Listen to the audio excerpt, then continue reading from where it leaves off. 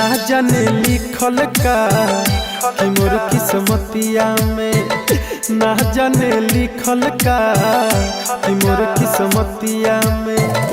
तूरे ला दिलवा लो हमार हर बतिया में, ना जाने लिखल का कि मोर किस्मतिया में, ना जाने लिखल का कि मोर किस्मतिया में।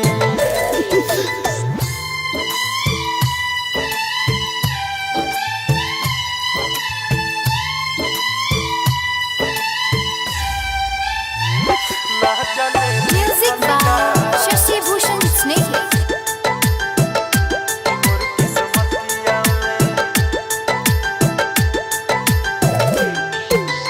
ऐसे होई त मोहरब एक दिन जान से, इहे पूछब जाके भगवान से।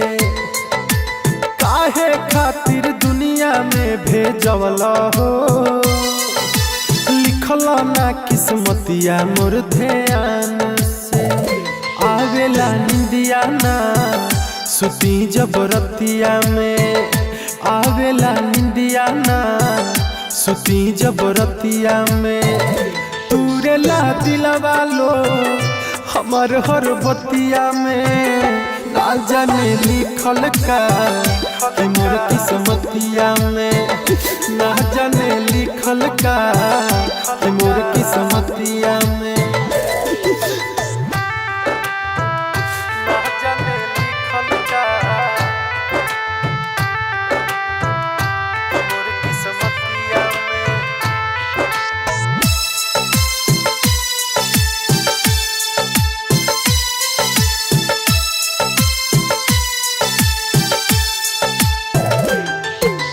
रोवत रही दिल में बैतना गम हो, कितना दीपक सहेला सितम हो। बढ़े दर्द होखे नहीं कम हो, रहे हरदम अखिया दुनू नाम हो। राइटर मनोज हो जिहिले दुर्गतिया में, राइटर मनोज हो जिहिले दुर्गतिया में। तूरे ला दिलवा लो हमार हर बतिया में, ना जाने लिखल का कि मोर किस्मतिया में, ना जाने लिखल का कि मोर किस्मतिया में।